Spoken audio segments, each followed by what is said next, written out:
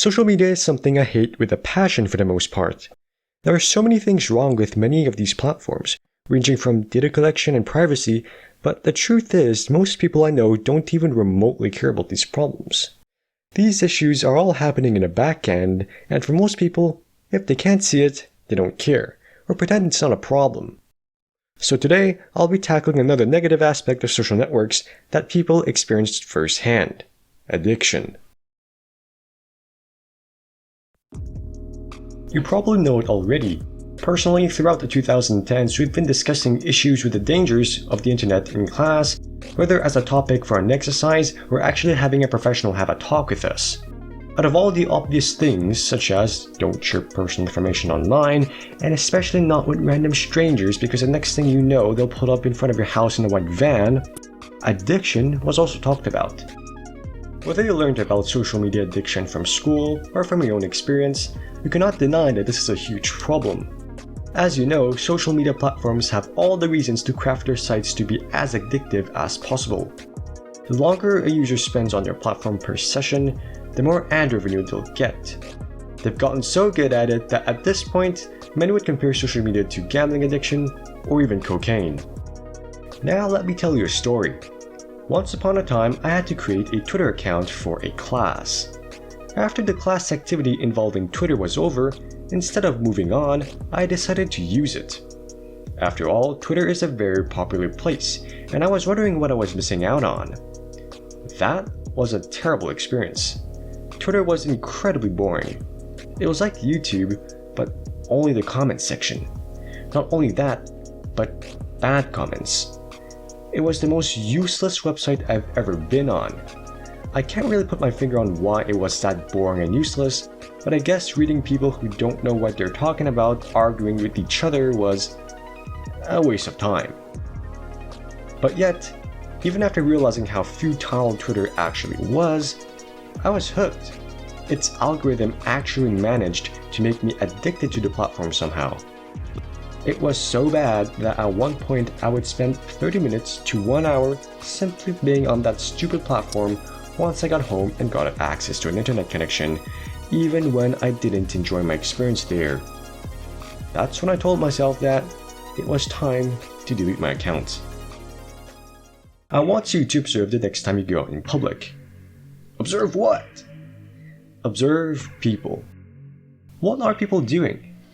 Well, if you live in a developed country, chances are you will see most people on their phones.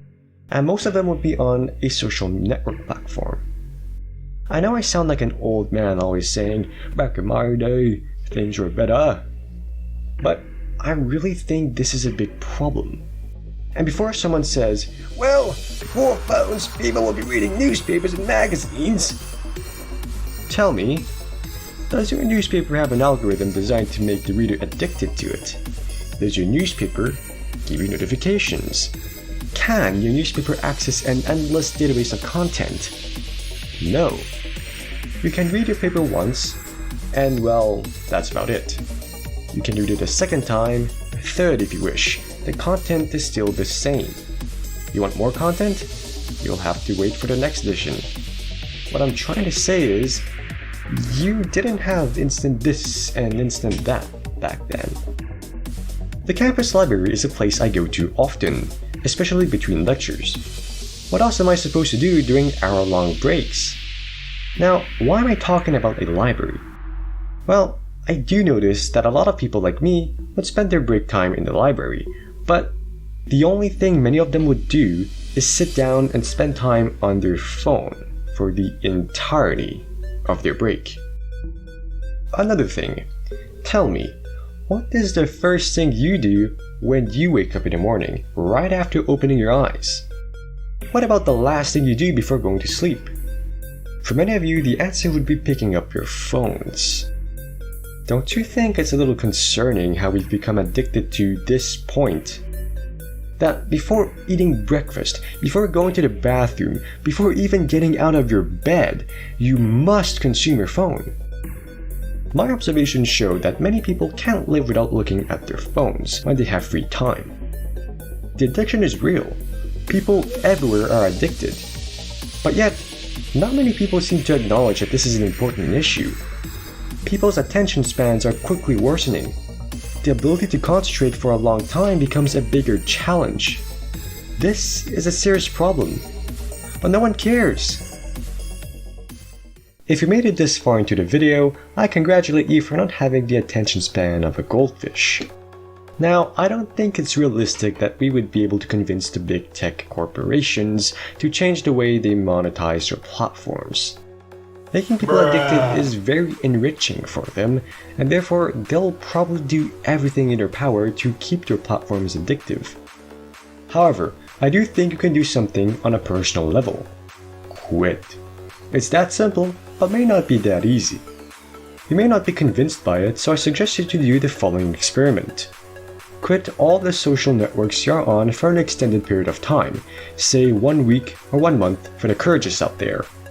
Eventually, you will realize that all of the content you consumed were useless or time-wasting, and there are better things to do in life. If there are people out there that you must have updates on, such as artists for example, I suggest you to use an older technology devoid of addictive algorithms, RSS. I decided to make this video after learning that the infamous platform TikTok has become the #1 most visited domain on the internet, even above Google. It worries me the direction we're headed. As for me, I stopped using any social network, with the exception of YouTube. As I am a fan of video creation, I like to see how other people create their videos.